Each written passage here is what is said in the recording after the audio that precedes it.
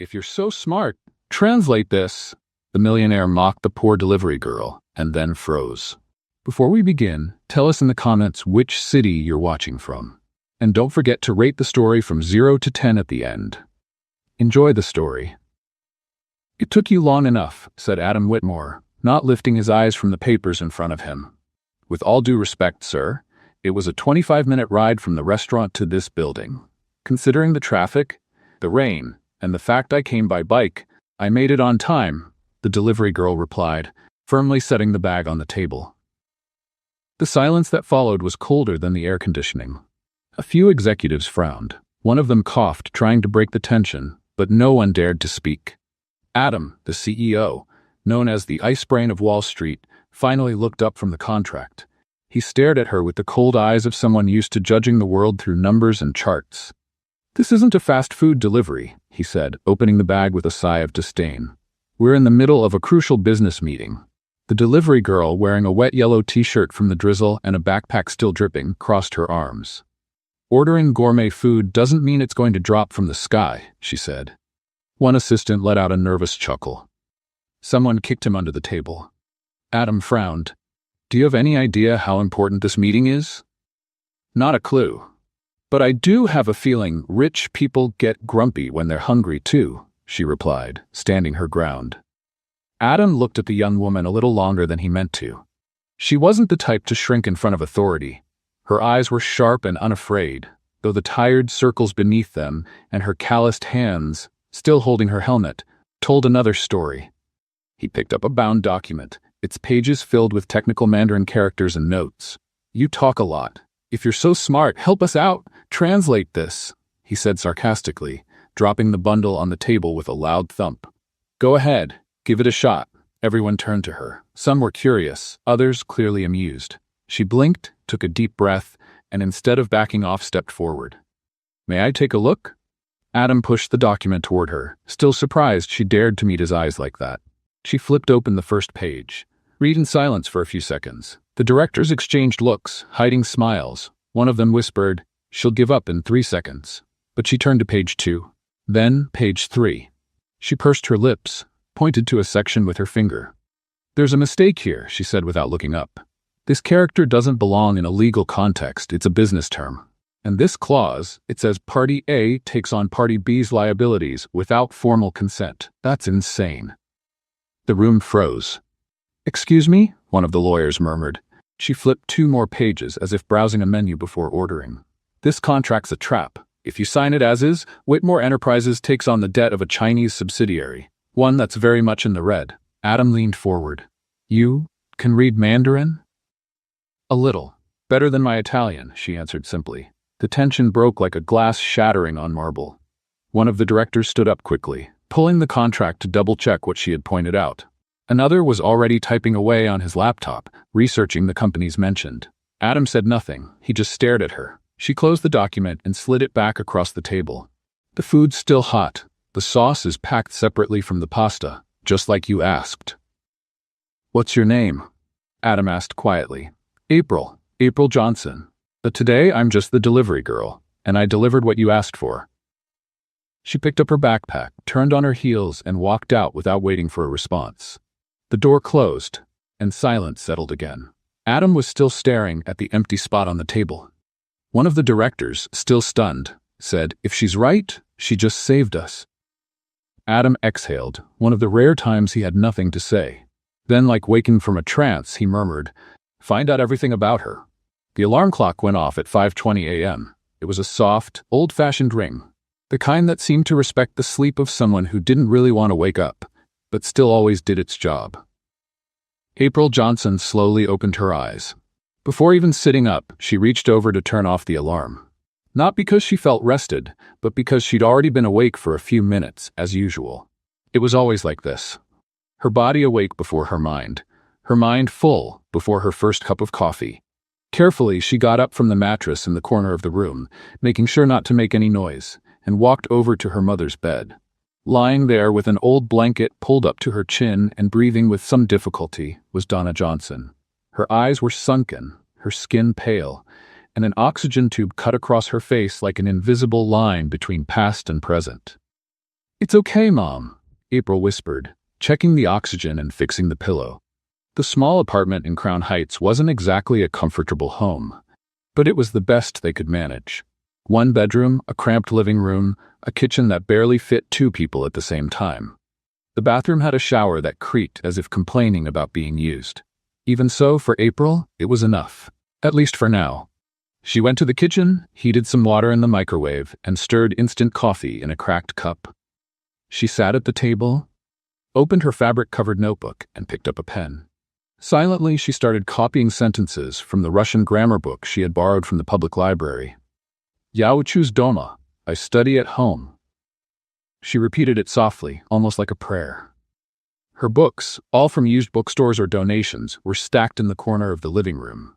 Dictionaries, grammar books, classic literature, philosophy, technical manuals. An entire world built around a mind hungry for knowledge. April had studied for 2 years at Columbia University, a literature program with a focus on linguistics. She had the best grades in the class, well-received presentations, and even a guaranteed spot in an exchange program to Beijing. But then came her mother's diagnosis: advanced pulmonary fibrosis. The scholarship didn't cover medication, rent, or medical care. So April made a decision few people could really understand. She withdrew from school, grabbed her resume, and started working. First as a waitress, then as a grocery store cashier. Now, an app delivery worker. She had 3 different shifts depending on the day. She started early, stopped to take care of her mom at lunch, and went back out until late at night. But she never stopped studying. During breaks between deliveries, she watched Chinese grammar videos, wrote down Italian verbs, and read academic articles about semantics. In her backpack, books sat next to food containers. The Brooklyn Public Library was her favorite place in the city. Not because it was quiet, but because of the silent promise the books made to anyone who opened them. You can still get there. That day, after caring for her mom, April headed out for another night shift. She was tired, as always, but determined. The light rain beat down on the streets, and the wind seemed to mock her cheap raincoat. As she pedaled, she couldn't stop thinking about what had happened hours before. The meeting room scene, the CEO's look, the contract in Mandarin, the way everyone stared at her like she had pulled a rabbit out of a hat. She didn't regret it. She wasn't sorry, but she wasn't under any illusions. She knew that moment wouldn't change her life. Not in that world, not among those people in suits. They would see her as an oddity, a distraction, a delivery girl who speaks languages. Nothing more. She had seen it happen before. A girl in her French class once said, "You should be a comedian. How did someone from your neighborhood learn 3 languages?" April had laughed, on the outside, but inside she recorded the comment like someone noting an unsolved crime. She was invisible, and when she was seen, it was with surprise or disdain. She cut off the thought there. She needed to focus. She was almost at another luxury building downtown.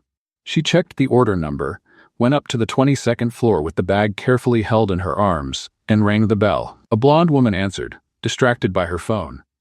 "You're late," she said, grabbing the bag without looking at April's face. "Good evening to you too," April replied, turning to leave. But before she reached the elevator, she heard the voice. "Wait, you're that girl? From Whitmore?" April turned slowly.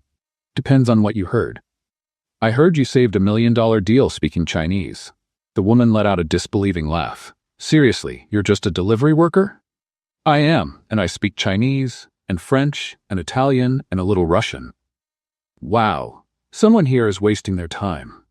April just gave a small smile and stepped into the elevator. But when she got downstairs, she found something unexpected. A man in a dark blue suit, jacket wet from the drizzle, leaning against the post by the building entrance. He held a broken umbrella and wore the expression of someone who didn't know why he was there. She recognized him immediately. "Is this stalking?" she asked, wiping her face with her jacket sleeve. "Adam Whitmore."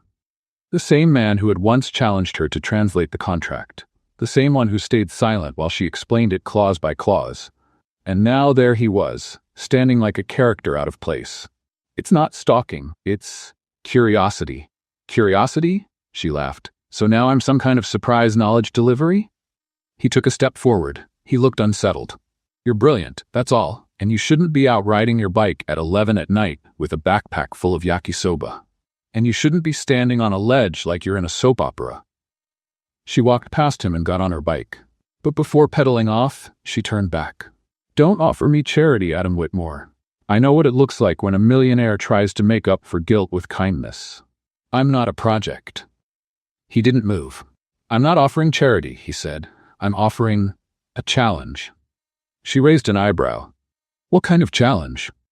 You'll find out soon. April shook her head in disbelief and disappeared into the dark streets. Adam stood there on the curb, realizing that for the first time in a long while, he had met someone who really threw him off balance. And he liked it. At Whitmore Enterprises, time was measured in contracts, mergers, and meetings timed with military precision. His assistants knew better than to knock twice, knew that every second lost could mean millions, and that showing emotion was practically a workplace violation. Laugh? Adam didn't laugh. At most, he made a low sound in his throat when something struck him as vaguely ironic.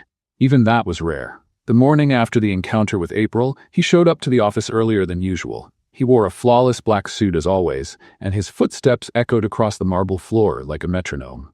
Logan, his personal assistant, an efficient, tense young man who seemed powered by caffeine and Excel spreadsheets, was waiting by the private elevator holding a folder.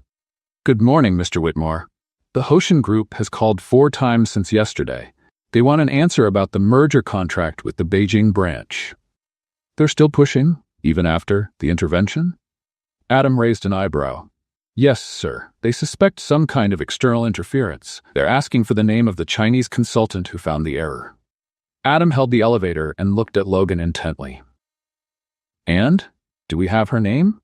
April Johnson, 25, lives in Crown Heights, former Columbia student, dropped out in 2020, works for 3 different delivery apps. No criminal record, no complaints, no registered debt. Adam didn't reply. He just pressed the button and let the doors close. The elevator rose in silence, but Adam's mind was racing. There was something about April he couldn't categorize. It wasn't just her absurd language skills or the sharp comeback she delivered in front of the board. It was her composure, her boldness, balanced with dignity. That unsettling sense that, for the first time, someone had disrupted the mathematical logic of his world, using nothing but words. That girl, she had disarmed him. And he hated feeling disarmed. But something about her pulled at him. Like a complex problem he couldn't leave unsolved. Except April Johnson wasn't a problem. She was an unpredictable variable. At lunchtime, Adam canceled 2 meetings and left the building without telling anyone. His driver was waiting, as usual, holding the door open. Crown Heights, he said, without looking at his assistant. The car glided through Manhattan's wet streets into Brooklyn, across busy avenues, suspension bridges, and damp alleys, finally stopping in front of a faded storefront laundry. Nearby, there was an old red brick building where the windows looked like crooked teeth. Adam looked up and saw a slim figure cleaning the window with a blue rag. It was her. Wait in the car, he told the driver, stepping out. He climbed the stairs of the old building and knocked on the door of the 3rd floor.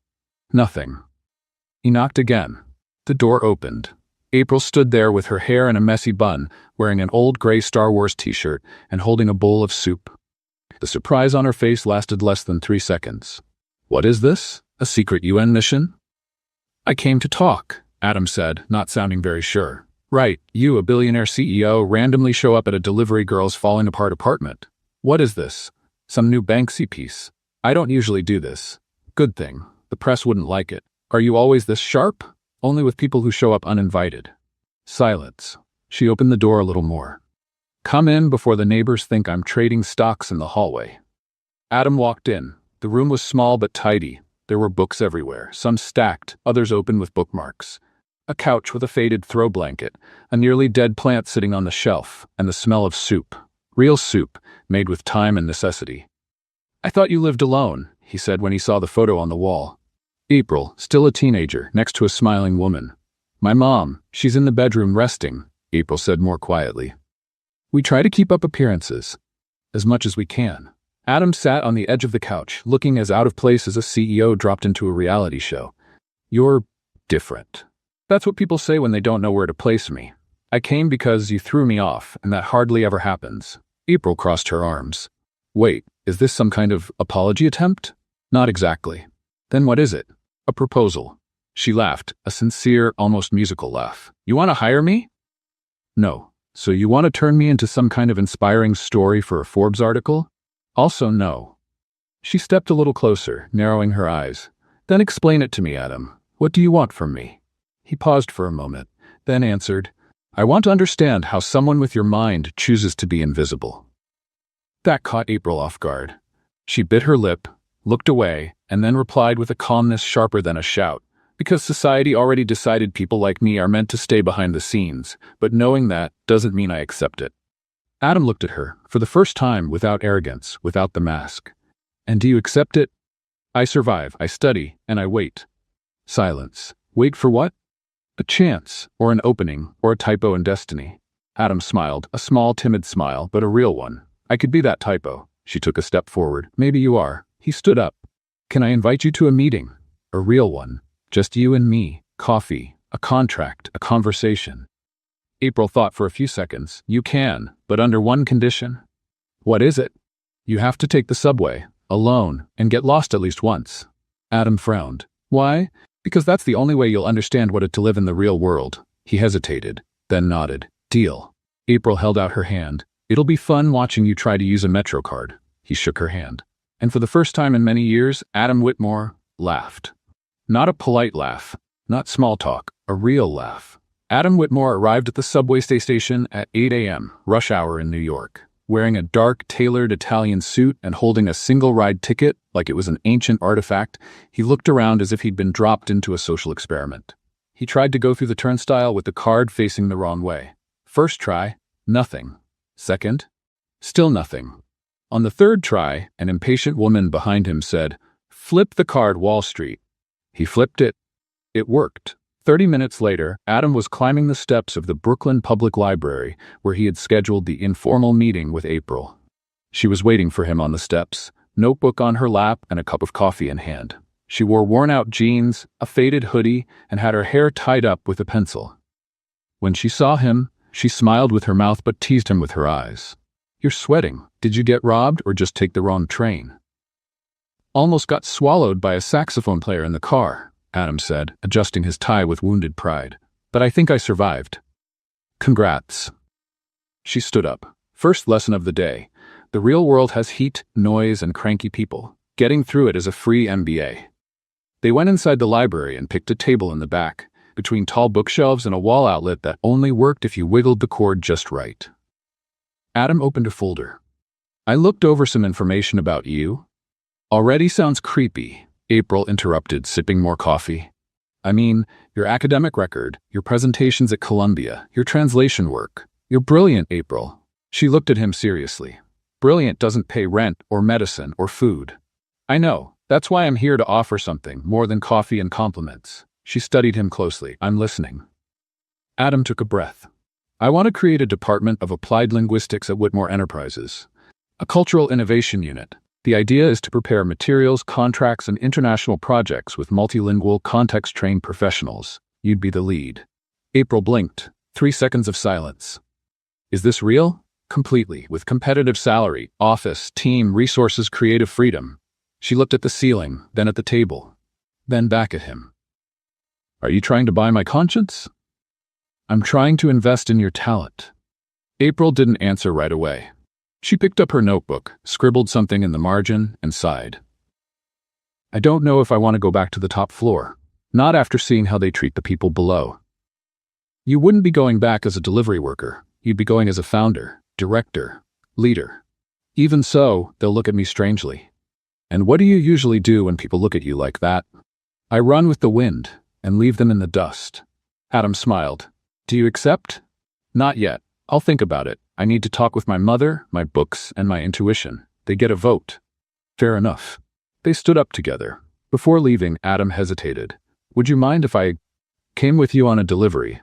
She raised her eyebrows. You, in a tie, climbing stairs with yakisoba? I want to see what you see from down there. She crossed her arms, thinking.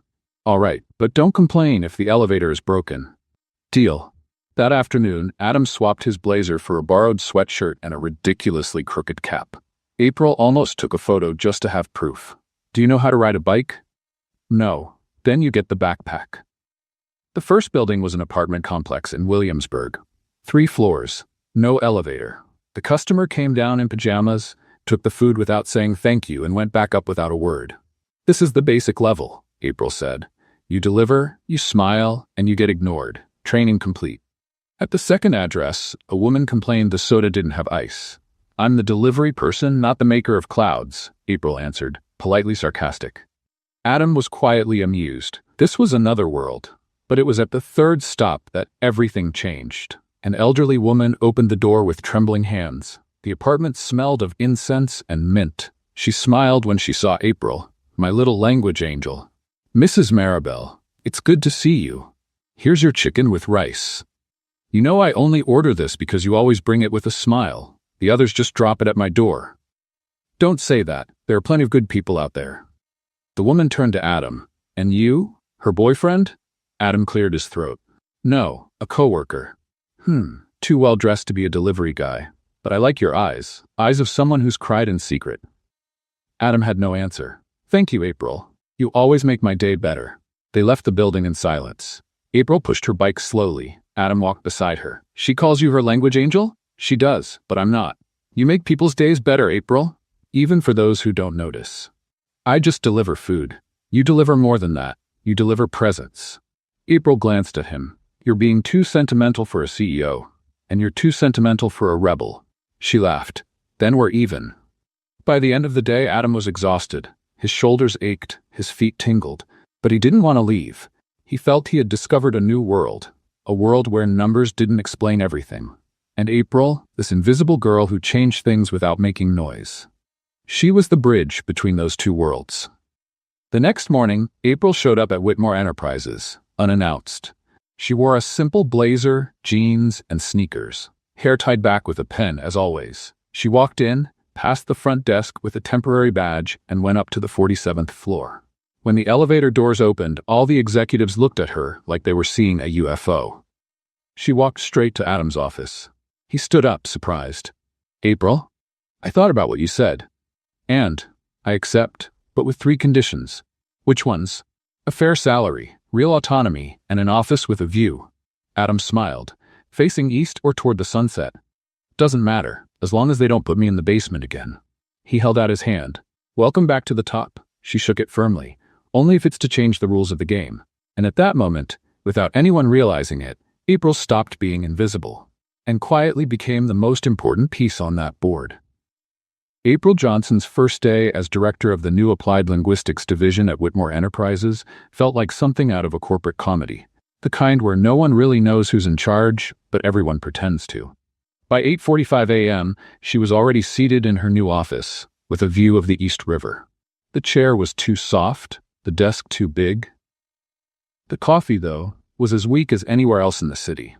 She wore a second-hand black blazer, worn but polished shoes, and a bracelet her mother had made with colorful beads. On the desk, 3 pens, a notepad, and a nearly empty water bottle. In her head, a flood of thoughts. At the door, Logan appeared, Adam's nervous assistant, standing like he'd swallowed an entire code of conduct. Miss Johnson? Good morning. Here's your schedule. You have a video conference with the contracts department at 10 a.m. and a meeting with the tech team at 11:30. They also suggested you review the file on the M&S Imports proposal, which is supposed to arrive today for negotiation. Adam asked that you keep a close eye on everything. April raised an eyebrow. M&S Imports? Isn't that the Asian conglomerate that tried to trick you last year with a hidden clause? Logan looked surprised. Yes, exactly. But how did you know that? I read the report from their last attempt. It was misfiled. I found it last night while digging through the intranet. The folder was in human resources, probably by accident or sabotage. Who knows? Logan looked at her like he had just met a talking panda. Well, good to know. She gave a half smile. Breathe, Logan. You always look like you're 5 seconds from bursting. He gave a nervous smile and walked out. April turned back to the screen. She opened the incoming files and started reviewing the M&S Imports documents. They were in simplified Mandarin, with some terms mixed in from business Cantonese, clearly done to make automatic translation difficult. But she read them like someone enjoying a good recipe book. A little after 11, Adam appeared at the door. He wore a light gray suit and a cautious expression. I saw you accessed the HR system at 2 in the morning. Yes, and before you ask, it wasn't espionage. I just like digging in the drawers no one cleans. And did you find anything? I found a hidden clause in M&S's new contract. If we sign it, we lose the right to unilaterally cancel in case of currency fluctuations, which would basically tie us to them for 5 years, even if the dollar crashes. Adam frowned. That clause wasn't in the English version. Of course not. They wrote it so it only shows up in the combined character version. It's a tactic known as liuzi kangduan, hiding clauses through cross-referencing. Very rare and very sneaky. Adam leaned against the doorframe, arms crossed. And you caught this on your own? With some coffee and the leftover frustration of being called just a delivery girl. Silence. Adam studied her for a moment, then nodded. Go to the meeting at 3. Bring this with you. Don't hold back. I thought that was your job. Today it's yours. At 3 sharp, April walked into the Whitmore Towers meeting room with a tablet in hand and a calm expression. The M&S executives were already seated. 3 men in expensive suits, fake smiles, and shiny leather briefcases. The company's official translator was seated beside them. But April didn't let him start. We can do this in Mandarin, if that's all right with you. The 3 looked at each other. One of them muttered, We weren't expecting that. No one expects a storm until it hits, April replied. The presentation began. The M&S team tried to dance around the clause. They spoke fast, used technical jargon. One even swapped a character for another on purpose, changing the paragraph's meaning.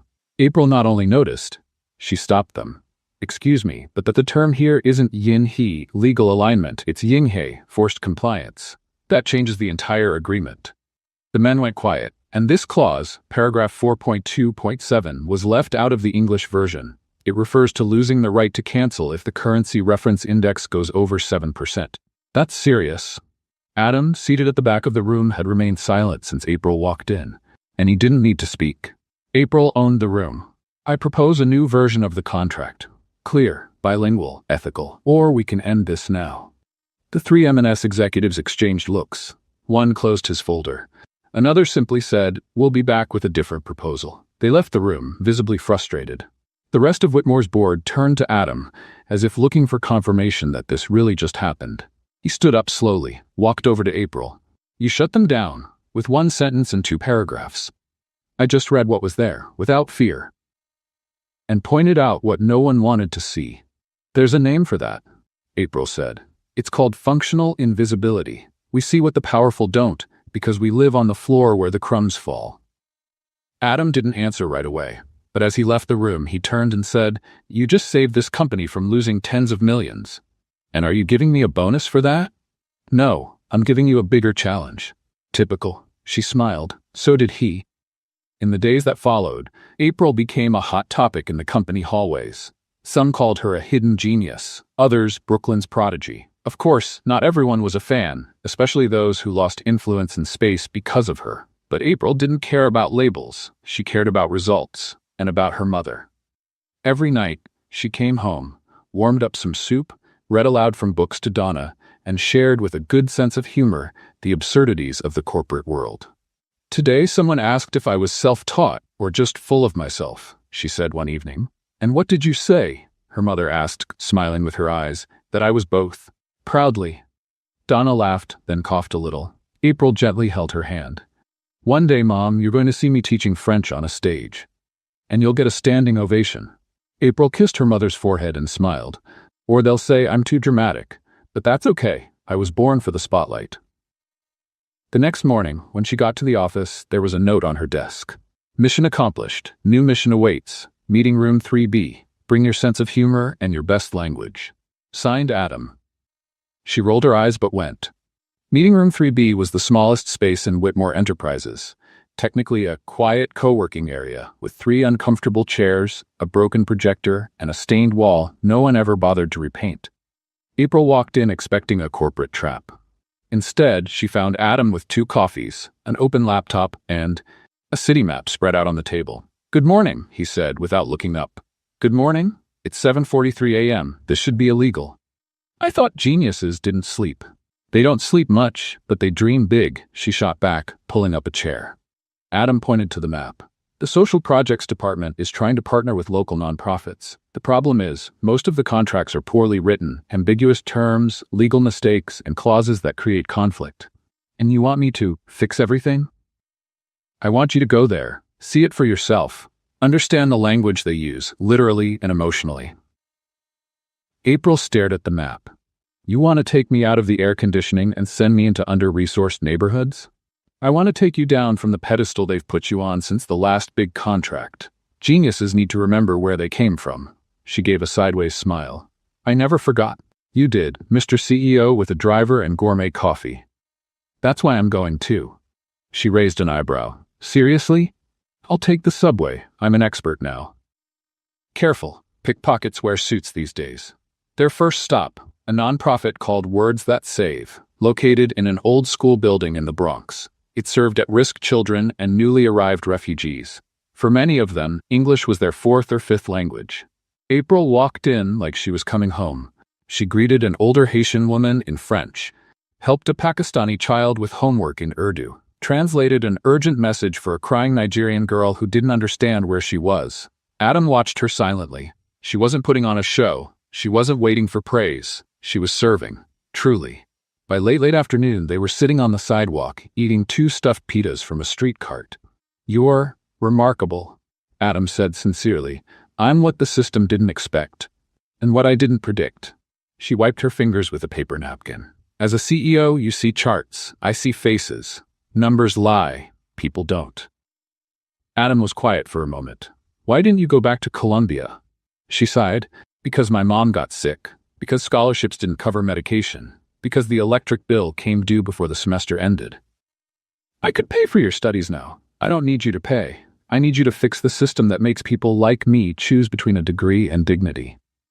The next day, April was called into an urgent meeting with the company's legal department. When she arrived, she found 3 lawyers, a contract on the table, and a pile of baseless accusations. They're saying you violated policy by representing the company in external environments without formal authorization, said the lead attorney, a man with a neatly trimmed mustache and a cold stare. I represented dignity, not the company, April replied. That could lead to legal action. She crossed her arms. You know what costs more than lawsuits? Ignoring reality. Adam walked in the doorway. Everything okay here? Apparently not, April answered. They're trying to silence me for doing more than what my job description allows. Adam looked at the lawyers. You're dismissed, now. They left, clearly unhappy. Adam walked closer to April. They have no authority to intimidate you, and if they did, they just lost it. She looked him in the eye. Are you really going to back this? I'm going to back you. That night when she got home, April found her mother having a coughing fit. The oxygen tube had come loose. She called the emergency service, helped stabilize her, sat by the bed, hands shaking. I can't lose you now, Mom, she whispered. Donna squeezed her hand tightly. You're flying, my girl. I just want to see where you'll land. 2 days later, Adam invited her to a casual event on the company rooftop. April showed up wary in a denim jacket and black pants and found a group of young people from different parts of the world, all from the NGOs they had visited. On a big screen was the new project the company had launched, Whitmore Voices, a program for support, education, and translation for refugees and language minorities. April looked at Adam. Is this real? It's yours. I just signed it. She blinked, swallowing back tears. And how did you get this past the shareholders? By lying a little. I called it a strategic cultural expansion initiative, but really, it's the truest project I've ever done. April stepped closer. You're changing. You made me, she smiled, and you did the same for me. He looked her in the eyes. What do you think about going further? Further than what? Further than the meeting room. Further than reports. Further than you're different. April took a deep breath. That sounds dangerously like feelings. What if it is? She moved closer, her eyes shining. Then we'll need to negotiate the terms. And the clauses. Just one, absolute honesty. They smiled. And in that moment, with no signed contract, no witnesses, no badges or suits, they made the biggest agreement of their lives. A group of young people came over shyly. Are you the girl from the project? Asked a girl with colorful braided hair, maybe around 12. April crouched down and smiled. I'm one of them, but you all will be the stars from now on. The girl smiled, holding a flyer with Your Voice Matters in 5 languages. Do you speak all of these? I speak a little. but what matters is listening. The girl gave a thumbs up. You're nice, just like my teacher in Ethiopia. April laughed. That's an honor. I hope one day I deserve that comparison. The child ran back to the group. Adam, beside her, watched with an expression he rarely showed, genuine calm. Not the kind that comes after a signed contract, but the kind that only comes when you know you did the right thing. I wonder, he began, holding an iced tea, how something that started with lunch on the sidewalk can turn into a global project. It starts with pita bread and ends with courage, April said, and a little insomnia and anger at the system. And lots of faith, she looked at the sky. Faith too, but faith with action, he nodded. Can I ask you a hard question? You already started. Do you believe in me? She slowly turned to look at him. No, not yet. Adam seemed hit by those words but didn't back away. Fair, and what do I need to do to change that? Stop doing things for show and start doing them for purpose. And will you know the difference? April gave a small smile. I always know. Later, when they returned to the company building, the two of them got stuck in the elevator because of an electrical failure. They spent 37 minutes with alarms, emergency calls, and awkward silence. This is new, Adam said. Stuck here with you. No network, no reports, no one to save. Do you always try to save someone? I've always tried to save myself, to be honest. April leaned against the wall of the elevator, arms crossed. And is it working? I don't know, but today I don't recognize myself as much as yesterday, and that might be a good sign. Or it might be an existential crisis. Have you ever thought about being a motivational speaker? I once thought about being an astronaut, if that helps. They both laughed. They elevated slightly. Adam stepped a bit closer. You know, this whole project, this mission, this change, it wouldn't have happened without you. I know, and that's exactly why I'm still here. What do you mean? Because if I leave now, I lose the chance to change the top. But if I stay, I risk becoming what I fought so hard against. Adam looked at her seriously. I won't let that happen. She turned her gaze away. You can't promise that. No, but I can fight beside you. The elevator came back to life with a jolt and the lights came on. The doors opened, but the two of them stayed there, just a moment longer than necessary. The next evening, April went back to visit the Words That Save NGO.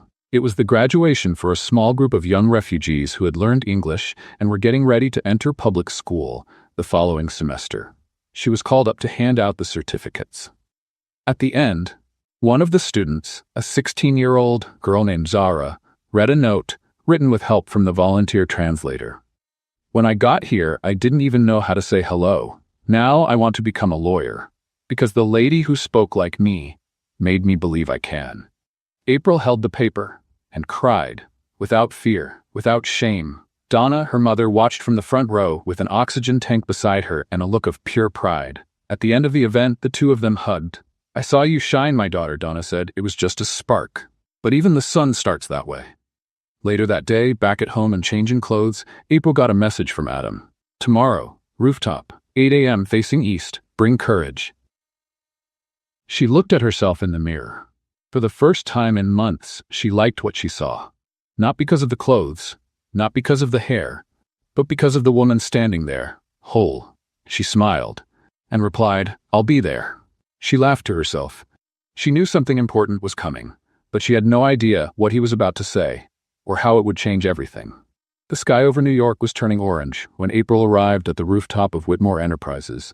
It was cold but pleasant. The kind of morning that felt like it wanted to whisper good news to anyone who'd listen. She wore a beige coat tied at the waist and worn-out boots that had survived more than 60 miles of biking around the city. Her hair, pulled into a loose bun with a blue pen, moved gently in the breeze. Adam was already there. He wore a light blue shirt, no tie, unusual for him. He was alone, leaning on the glass railing, watching the traffic below like he was trying to decode a hidden language. On a small round table, 2 cups, jasmine tea, and a brown folder with the company's seal. April approached slowly, cautious like a stray cat near fresh food. Good morning. I hope this surprise invite doesn't involve corporate bungee jumping. Not this time, Adam smiled, though I did consider hiring a jazz band just for effect. She sat down. All right, you win for dramatic build-up. Now let's hear it. Adam slid the folder toward her. Read it. April opened it. Inside was a 2-page contract. Straightforward. No fine print, no legal traps. She read it silently, eyes scanning every line with the focus of a magnifying glass. Then she looked up. You're kidding me, right? I've never been more serious. This is an offer to become the company's vice president of social innovation? Exactly. This is insane. I agree. I'm young. I don't have a degree. I'm not part of the corporate circle. That's exactly why I want you. She ran a hand through her hair. Vice President Adam? Isn't it too soon? You think in ways no one here does. You read where others skim. You translate what others overlook. And most important, you feel. And you teach others to feel too. That's not a title. That's a minefield. And you're the only one who can walk through it without blowing it up. April let out a dry laugh. What if it all goes wrong? Then it's on me. She looked out at the view. You know this won't go over well, right? Of course, the shareholders will call me crazy. The executives will roll their eyes, and the press will say I fell for a delivery girl and gave her a title. She looked him in the eyes. Serious? And did you fall for me? Adam held her gaze, thought before answering. I'm learning to admire. Deeply. As for falling, maybe I'm on my way. But if I am, I want to do it right. April looked away. This changes everything. Or starts everything. She closed the folder. I need time. You have until the end of the week. That's generous. I pretend to be fair when I want to look human. And you want to look human with me? I want to be human with you. April smiled. You're starting to learn the right words. But you still miss the tone.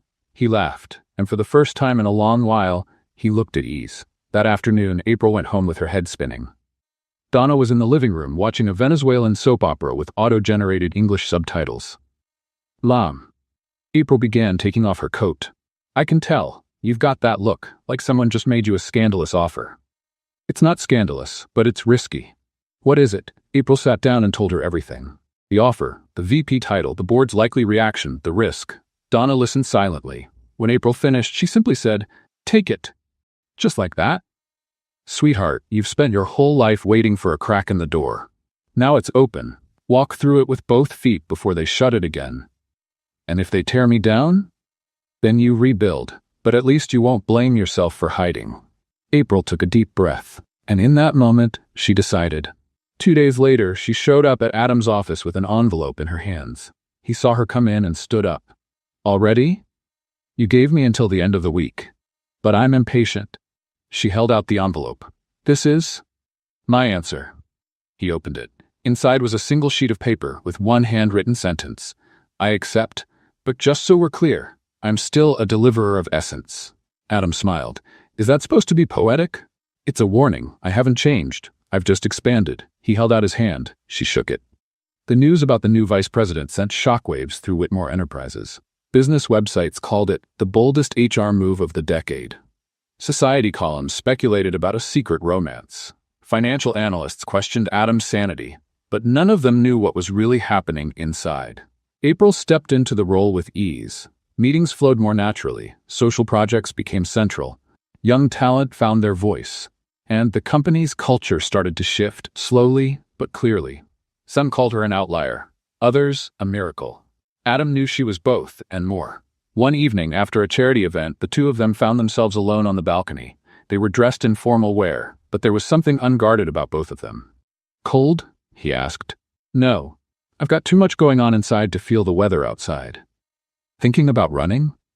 Thinking maybe I jumped into a sea I don't even know how to swim in. Adam looked at her. If you start sinking, I'll jump in after you. And if I pull you down with me, then we go down together. But at least we tried. April smiled. That sounds dangerously romantic. I wouldn't do that. Not yet, not while you're still building wings. What if I'm already flying? Then teach me. They looked at each other. For a long moment. But there was no kiss. Not yet. It was too soon for that, but too late to go back. And so, with one signature and a leap into the unknown, April Johnson, former delivery worker, daughter of a retired nurse, self-taught language lover, became one of the most unexpected leaders in New York's corporate world. But the biggest revolution was still to come, and it would come from where no one expected. April Johnson's appointment as Vice President of Social Innovation at Whitmore Enterprises seemed, at first, like a bold and inspiring move. But within a week, it became fuel for a behind-the-scenes fire. Meetings were interrupted by sideways glances. Executives whispered in the hallways like they were trading secrets. Reports started showing up late. Strategic meeting invites just happened to miss the new VP. April noticed everything. She'd already lived through the poisonous silence of social exclusion, in classrooms, diners, and hospital lines with her mother. That look that says you don't belong was all too familiar.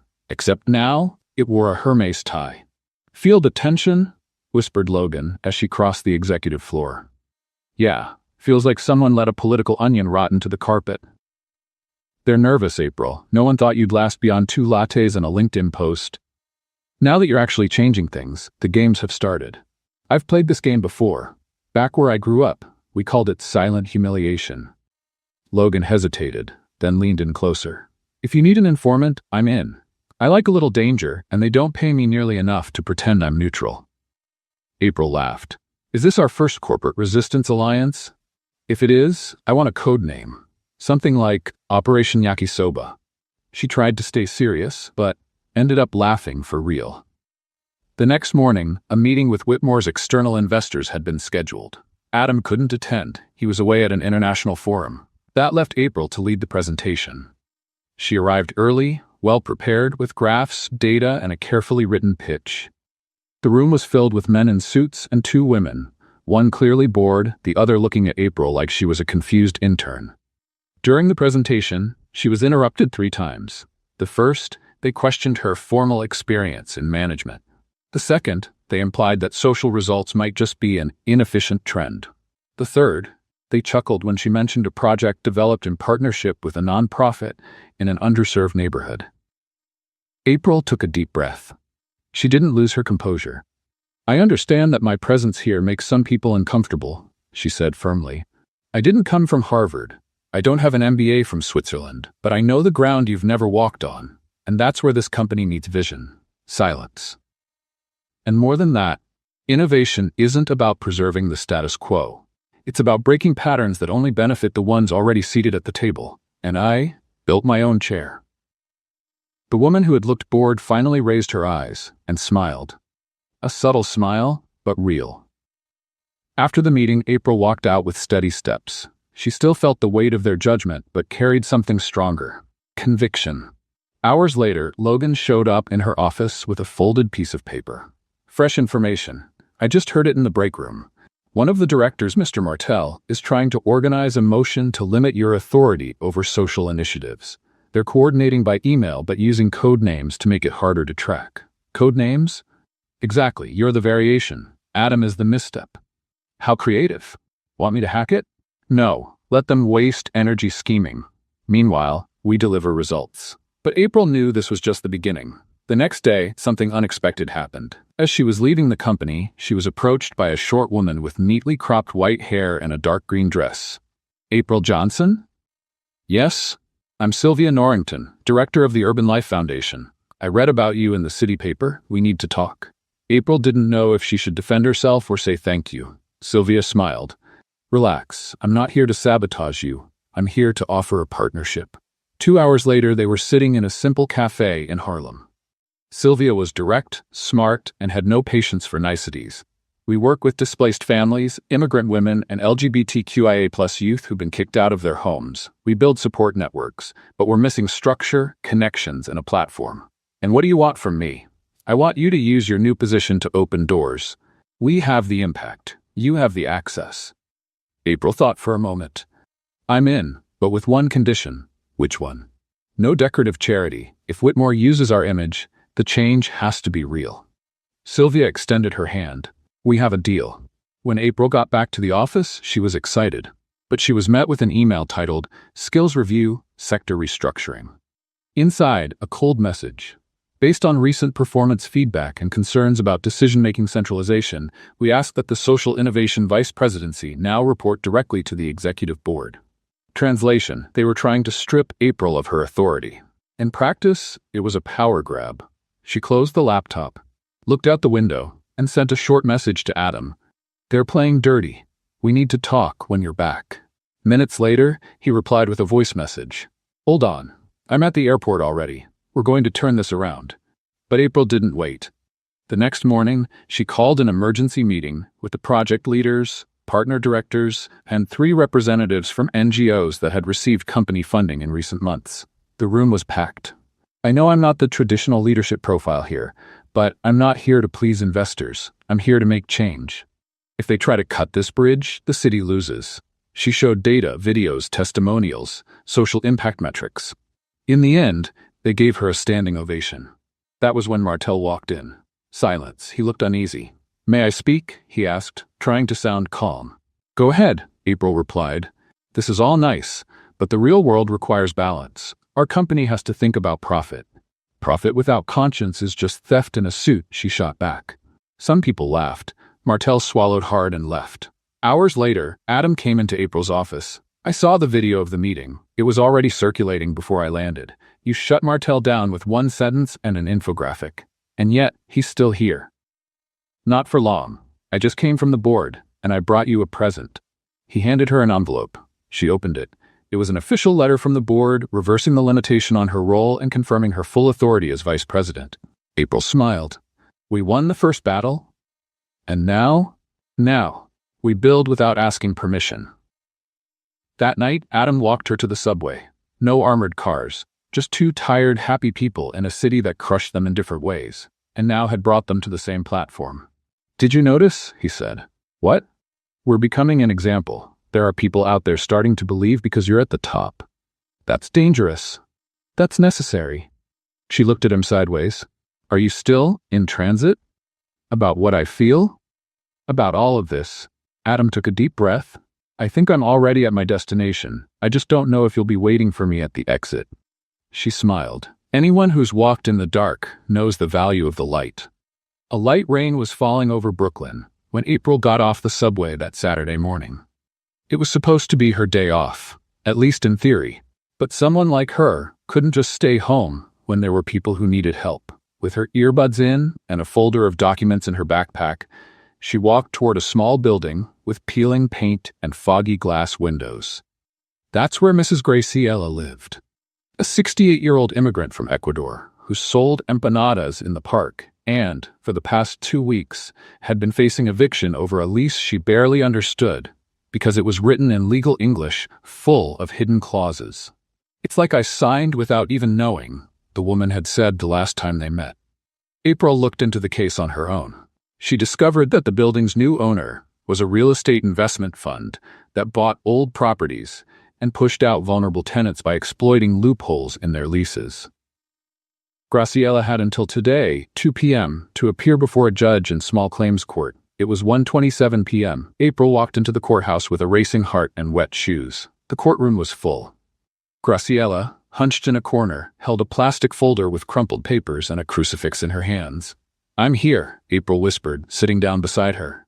"They have a lawyer. I don't. I'm going to lose. Not with us here." "Us?" April looked around. She was the only one who'd come. But that didn't matter. "I brought a dictionary, a few laws, and a little courage. That'll have to be enough." At 1:58 p.m., the case was called. The attorney for the real estate group was young, well-dressed, and carried a thick folder of documents. "Your Honor, this is a straightforward contractual matter. The tenant, by signing the agreement, waived the automatic renewal clause. We're simply enforcing what was agreed upon." April stood up. "Your Honor, with your permission, I'd like to speak on behalf of Mrs. Graciela." The judge, a gray-haired man with an experienced look, raised an eyebrow. "Are you an attorney?" "No, I'm vice president at Whitmore Enterprises and a specialist in multilingual contracts. I've personally reviewed this document, and there are serious issues." The opposing attorney chuckled softly. "This isn't a press conference." "Nor is it a circus," April replied, "but the lease in question contains vague language and was provided only in English, although the tenant primarily speaks Spanish. The key clause is printed in small font with technical terms that were never explained. That goes against the basic principle of good faith in contracts." The judge raised an eyebrow. "Do you have evidence?" April pulled a file from her backpack, stapled pages marked with yellow highlighter, along with a copy of the lease full of notes. "Here it is. I compared it with the city's standard lease template and prior rulings in similar cases. This document is written in a way that confuses, not clarifies." The room went quiet. Even the opposing lawyer seemed thrown off. "In addition," April continued, We have testimony from neighbors and a transcript of the conversation where the agent said, "Just sign, it doesn't change anything." Graciela had no assistance, no translation. That's not signing, that's a trap.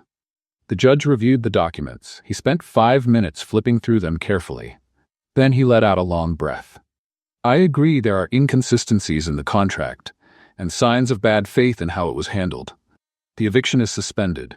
The tenant will remain in the apartment until a new hearing is held, this time with legal support. Graciela covered her mouth, overwhelmed. The attorney closed her folder, clearly upset. April hugged the older woman. You're not going anywhere today, Graciela cried. Gracias, mi angel. April smiled. I just translated what was already screaming in silence. When they left the courthouse, April didn't expect to see camera flashes, but they were there. Some reporter had been tipped off, maybe even by someone from the real estate group trying to expose the activist VP from Whitmore. But the effect was the opposite. The image of April holding the documents and hugging the elderly woman went viral within hours. Whitmore VP challenges eviction and wins in court with facts and empathy. Read the day's most shared headline. Comments spread across social media. This woman is what every CEO should be. She didn't climb to the top, she brought the top to the people. If courage were a job title, she'd already be president. Adam, who was in a meeting at the time, got a phone alert. When he opened it, he saw the photo. He sat quietly for a few seconds, then smiled. Later that same day, April was called in for a private meeting at the company's headquarters. When she arrived, she found Adam in the conference room with 3 board members and the communications team. You okay? He asked, still holding his phone. I'm good. Tired, but good. This blew up, said one of the communications directors. We've got international media asking to interview you. I just helped a woman who couldn't understand her lease. And by doing that, you made headlines, Adam added. April sighed. You know what's the craziest part? It's not seeing myself in the newspapers. It's that, for the first time, I wasn't afraid to speak up or to be heard. A respectful silence fell over the room. Adam stood up and looked her in the eyes. You did what no one else here had the courage to do, and you did it without needing permission. Reality doesn't wait for a badge to hurt, she replied. Effective today, Adam declared. Every Whitmore division handling real estate or social contracts will undergo a language review, and you will be the overall supervisor. That's a lot, April said, her eyes wide. It's only the beginning. On her way home, April received an unexpected call. Hello? Is this April Johnson? This is Judge Martha Ellis from the Civic Court. I just wanted to say, congratulations. Not for winning, but for how you handled the case. You reminded all of us why justice exists. April held the phone for a moment, her eyes misting. Thank you, Your Honor. Keep it up. Make noise wisely. At home, Donna was watching TV when April walked in. I've seen it, her mother said without looking away. They're calling you the lawyer without a degree. I prefer justice interpreter. Donna laughed, and with a lot more style. Later that night, Adam sent a message. Do you still think you don't belong here? April replied, I'm not sure I belong, but I know I'm needed. He answered with one word, exactly. She smiled, and in that smile there was a new certainty. She didn't need a title to have power. She was already powerful because she knew exactly how to use it. The following week was a whirlwind. After the hearing with Mrs. Graciela and the public reaction, April Johnson became the face of a change no one expected. Least of all her. She was everywhere. Interviews, thank you emails, invitations to events she would once have been shut out of because of her address. Columbia University even reached out again, offering an institutional reconnection with retroactive honors. But inside her, something was growing heavy. The exposure, the expectations, the loneliness of decision-making, the fear of losing herself in it all. It felt like, instead of growing into the role, she was shrinking under the weight of representing thousands of invisible voices, without ever making a mistake, without ever failing, without being allowed to just be human. On Tuesday morning, she looked at herself in the company restroom mirror and saw a tired face. Sunken eyes, hair hastily pulled back, an expression that no longer matched the girl who used to bike the streets with a backpack and courage in her heart. She returned to her office, sat in her swivel chair, and stared out at the city. New York hustled on, indifferent. Donna was worse. Hospital visits were becoming more frequent. April barely had time to breathe, let alone care for the woman who had given her everything. She picked up a piece of paper and began writing by hand. Dear members of the board, thank you deeply for the opportunity you've given me. But at this moment, I need to remember who I am and go home. She signed it, folded it, and put it in her pocket. That was it. Time to leave. That night, she walked home slowly. When she entered, she found Donna asleep on the couch, the oxygen tank beside her and a blanket over her shoulders. She sat down carefully, not wanting to wake her, and just stayed there, watching, listening, feeling. Her phone buzzed. A message from Adam. Can I see you? She hesitated, then replied, Tomorrow. Afternoon, the park bench across from the building. No suits. The next day was overcast. April arrived first. She sat on the bench, arms crossed, staring at the buildings ahead as if they were unreachable peaks. Adam showed up exactly on time, in dark jeans, a simple shirt, and sneakers that clearly weren't his usual style. I like the disguise, she said without taking her eyes off the street. I'm trying to look human, remember? Silence. She took the envelope from her pocket and handed it to him. What's this? My letter of resignation. Adam read it slowly. When he finished, he folded it carefully and slipped it into his shirt's inner pocket. Why now? Because I'm tired of being a symbol. Sometimes I just want to be me. You don't have to leave to be that. Yes, I do. I climbed this mountain by motorcycle, but now it feels like they're asking me to pilot a plane without instructions. They didn't give you instructions because no one has ever reached where you've gone, April. But I don't want to be a pioneer forever. I just want to breathe. Adam took a deep breath. What if I ask you to stay? I'd be like everyone else, trying to convince me I'm more useful alive than free. No, he said. I don't want you to stay for the company, or for the cause, or for me. I want you to stay, if you want to build something with me. For the first time that day, she looked him in the eyes. What do you mean by that? He sat down beside her. I tried to hold back. You had so much going on, and I thought it would be selfish to get close. But I fell in love with you. April swallowed hard. That's not fair. I know, but it's the truth. You're my boss. I used to be. Now I'm just a guy on a park bench, talking to the most incredible woman he's ever met. She laughed, but there were tears in her eyes. And what if I told you I feel something too, that my heart races every time you walk into a room? Then we'll run together. And what if I lose myself in the middle of all this? I'll help you find your way. And if I get lost, you'll show me how to get back. She was quiet for a long time. Then she took the envelope back from his hands. I'm not going to tear it up, but maybe I'll hold on to it for now. That's enough. He held her hand. You don't have to decide everything right now. Just breathe. And she did, for the first time in days. Deeply, slowly. Good thing you didn't show up in a suit. I might have punched you. Lucky I'm in jeans. And those sneakers, hideous. And still, you like me. She shook her head. Idiot. Vice President, idiot. Exactly. They laughed together, and in that moment, no kiss, no background music, no grand promises, they knew. Something new had begun. The next day, April returned to the company. She didn't announce her decision. She just walked into the office as if she had never left, and everyone respected that. The looks changed. The smiles were warmer. Even Martel, her toughest critic, now treated her with a forced politeness that was almost funny. That afternoon, while she was typing a report, Logan came in with 2 cups of coffee. So, are you staying? For now? And Adam? For now, too. So that means, for now could become forever, but only if it's light, only if it's real. Logan smiled. I knew you were smart. Didn't know you were a poet, too. Don't spread that around. It might ruin my reputation as the contract wizard. That night, she went home and found Donna awake. You're back? I'm back. And any news? April took the letter, now folded several times, and placed it at the bottom of a drawer. Just one thing for sure. What's that? That my place is exactly where my voice still makes people uncomfortable, Donna smiled. Then make them uncomfortable with love. On her office computer, April created a new folder, Internal Revolution. Inside it, she started a new document. Title, How to Change the World Without Losing Yourself.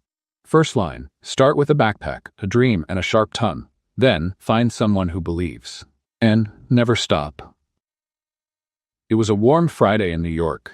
Not the kind of heat that melts asphalt, but the kind that comes with late spring. A heat that smells like hope.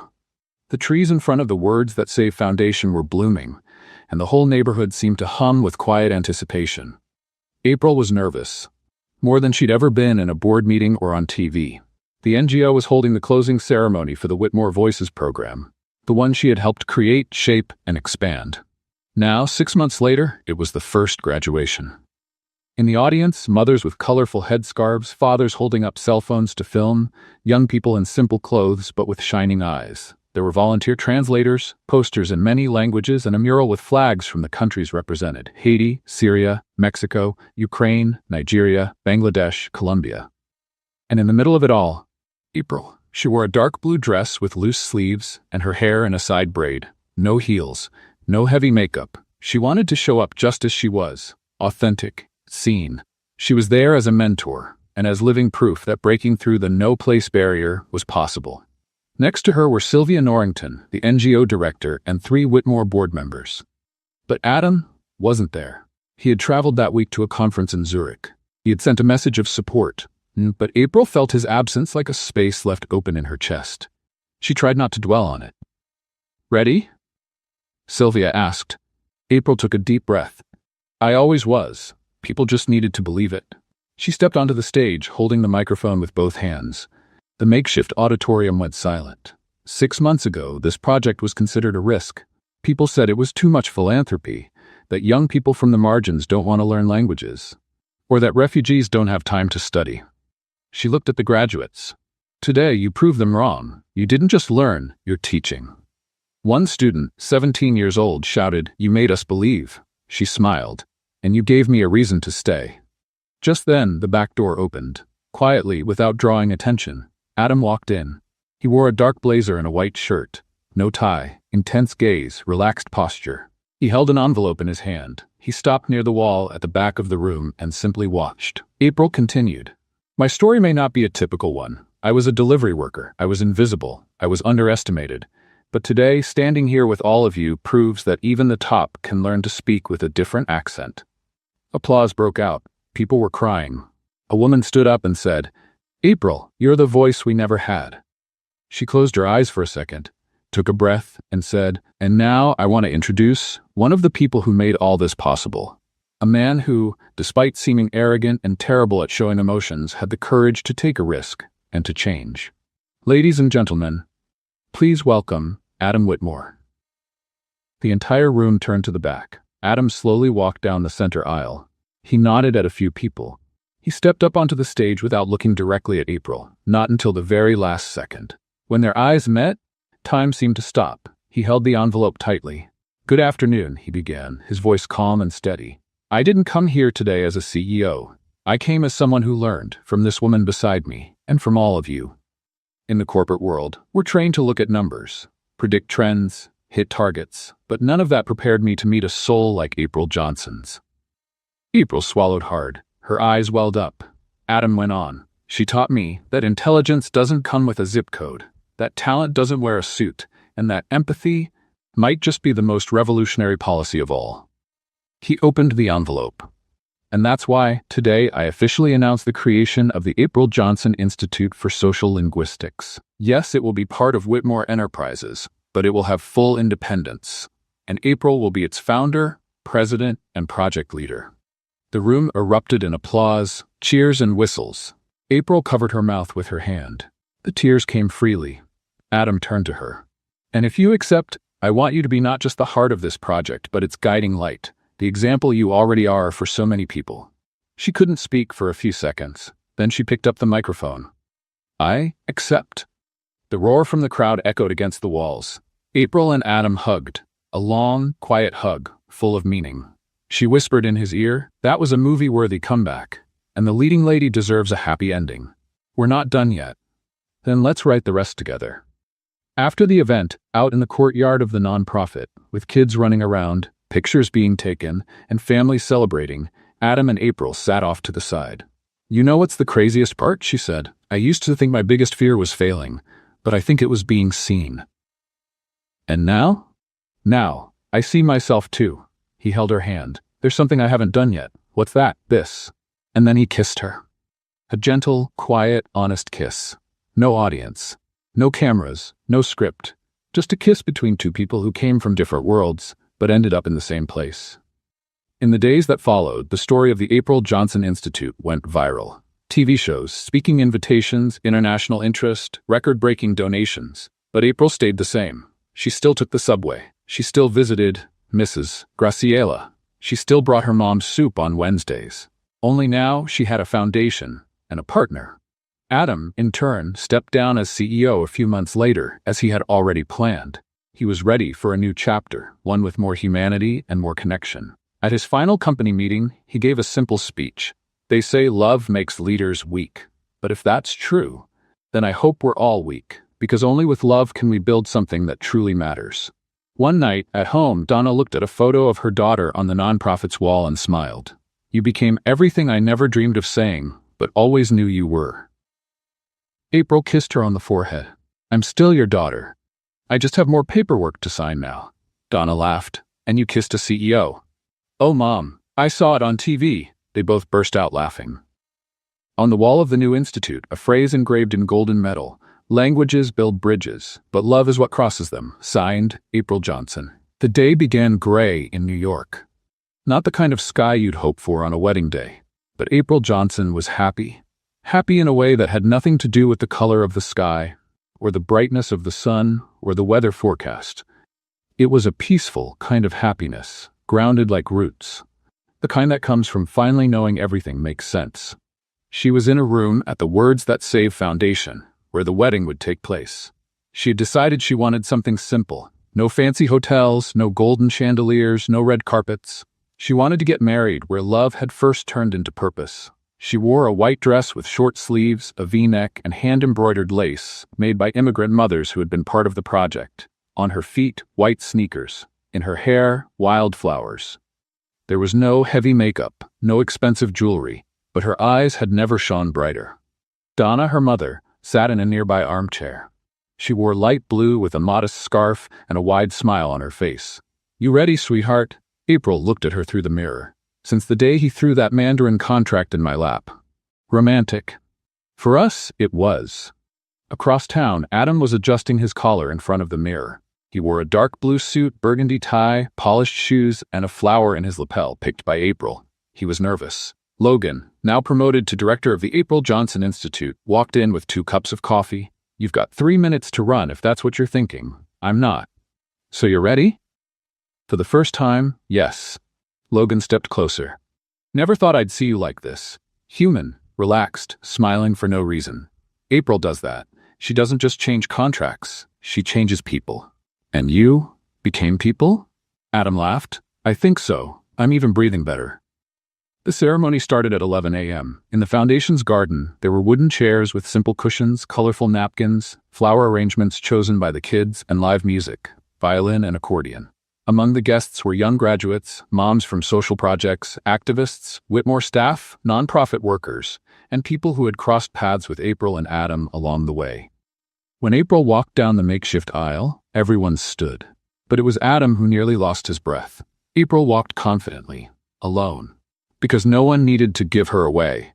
She was already whole. When she reached the altar, the two of them locked eyes for a long moment. Like someone finishing a book and realizing they want to read it all over again. The officiant, a kind man with a Colombian accent, began. Today we're not just celebrating a wedding. We're celebrating a choice of 2 people who came from different worlds but chose to walk forward in the same one. April held Adam's hands. I thought about writing elaborate vows, she said. But the love I feel for you doesn't fit into big words. It fits in the simple things, like waking up and remembering you exist. Like knowing that even when I stumble, you'll laugh first, then help me up. Everyone chuckled. Adam spoke next. I came from silence, from numbers, from perfection. But you shook up my order. You tore through my logic, and you built poetry in the middle of my structure. I don't want to understand you. I want to walk beside you until all the translations run out, and only pure love remains. Donna wiped tears. Logan too. Even Sylvia pretended to rub her eyes. I now pronounce you life partners, said the officiant. And if you'd like to seal it with a kiss, that's up to you. They kissed, gently, deeply, truly. The reception was outdoors, with food prepared by women from the project. There was yakisoba, empanadas, falafel, tacos, jollof rice, a true UN of flavors. The music ranged from Faro to jazz, salsa, bolero, even K-pop. April danced barefoot. Adam followed, missing steps, stumbling, happy. They couldn't stop laughing. Later in the day, they sat alone on the foundation's front steps. So now we're officially, Adam began, crazy, married. I prefer partners in crime. He held her hand. Ready for the next chapter? What's that? Travel. Will take a month. No work, just us. You, me, and maybe a dictionary if you can't help yourself. I'm in, but on one condition. What's that? That we spend at least one night in a place where no one knows who we are. Where no one says there's the vice president or that's the CEO turned activist. So what will they say? There go two crazy people in love. Adam smiled. Deal. In the months that followed, the April Johnson Institute expanded to 3 cities. Over 2,000 young people were directly impacted. Universities started referencing the model. Companies began reviewing contracts with the help of social linguists. Even the UN invited April to speak at a conference on language and inclusion. But she hadn't changed. She still took the subway, still answered messages from students, still laughed out loud, still wore a blue pen in her hair. And Adam? He learned how to cook pasta, and to listen without fixing. He learned to wait for answers and to understand silence. One night, lying on the couch with her head in his lap, April asked, "Do you still think our worlds are different?" "I think our worlds collided and made a new one." "Does it have a name?" "Love." "That's cheesy, but you smiled." "I did." On the wall of their home, a mural of photos and a sign that reads, "Here, we speak the language of courage," with a heart-shaped accent. What did you think of Adam and April's story? Share your thoughts in the comments. Rate this story from 0 to 10. What's your score? Subscribe to the channel and click the bell so you don't miss any of our stories. And take a moment to watch more moving stories by clicking here on the end screen.